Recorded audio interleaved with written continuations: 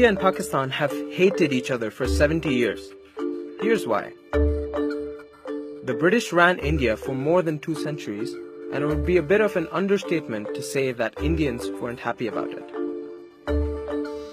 All the country's rage was directed at the British. To put a stop to that, India's colonizers had an idea: divide and rule. What does that mean? Pit Muslims against Hindus, against Sikhs, against Christians. To put minorities in positions of power over majorities. The idea was, if they're fighting each other, they're not fighting us. Ingenious, right? This isn't to say that Indians didn't fight over religion before the British came, but it was the first time that this was a result of policy. Religion became more important than language and ethnicity, and mistrust between religious communities became the norm. It trickled up to Indian politicians like the Muslim League's Muhammad Ali Jinnah, who talked about having a separate Muslim state if the British were to ever leave. Then World War I began. The British promised to leave India if Indians fought for them. They fought, but independence didn't happen. 2 decades later, it was World War II. Again, there was a promise of independence in return for troops. This time, leaders like Mahatma Gandhi and Jawaharlal Nehru, who would later be India's first Prime Minister, said no. Jinnah, the Muslim League leader, wanted British support for a new Muslim country, so he convinced Indian Muslims to fight. If you wondered what Indians were doing at Dunkirk, now you know.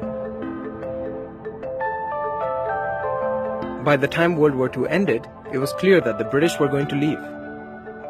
Many Muslims began to fear living under a Hindu majority in a democratic India, and many Hindus were angry that Muslims wanted to break up the country. This descended into brutal acts like killings, forced conversions, arson, abductions, rape, and ethnic cleansing. It all came to a head in Kolkata in August 1946. 4,000 Hindus were killed in the Great Calcutta Killings. This scared the British, and they promised to leave India in 1948. But their exit from India was not going to be clean or peaceful. The religious divisions they had stoked had turned into an inferno. Jinnah seized this opportunity and demanded a separate Muslim state. Nehru, also scared by the violence, reluctantly agreed.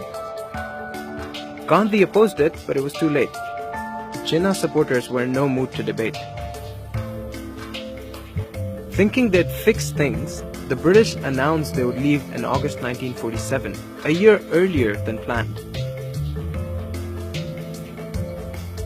This is the man who was brought in to divide the Indian Empire. Cyril Ratcliffe, a British lawyer who had never been anywhere east of Paris.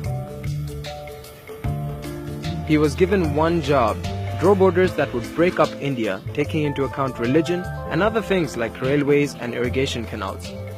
Ratcliffe was given only 36 days to do the job.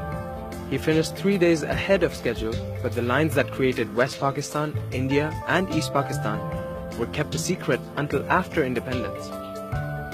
Ratcliffe didn't quite finish his job though. He didn't draw a line for Kashmir. What could possibly go wrong, right? On August 14, Pakistan gained independence. India gained independence the next day. Partition had become a reality.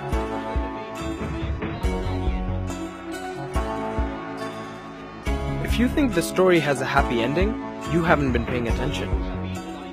Here's the catastrophe that Ratcliffe's lines created on the ground. 7 million people moved from India to Pakistan. 7 million more went from Pakistan to India. 1 million were killed in the process, murdered, starved, and poisoned. Mobs lynched trains full of men, women, and children, and families have been split apart to this day. The militaries of the 2 countries were practically useless while this was going on. Soldiers were busy figuring out their own lives.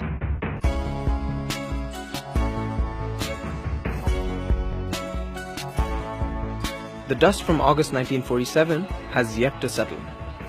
Since then, India and Pakistan have fought 3 wars over Kashmir and 1 over East Pakistan, which eventually became Bangladesh. Both countries still fight over disputed borders and water, and both are nuclear powers. Even cricket matches between them are politically charged.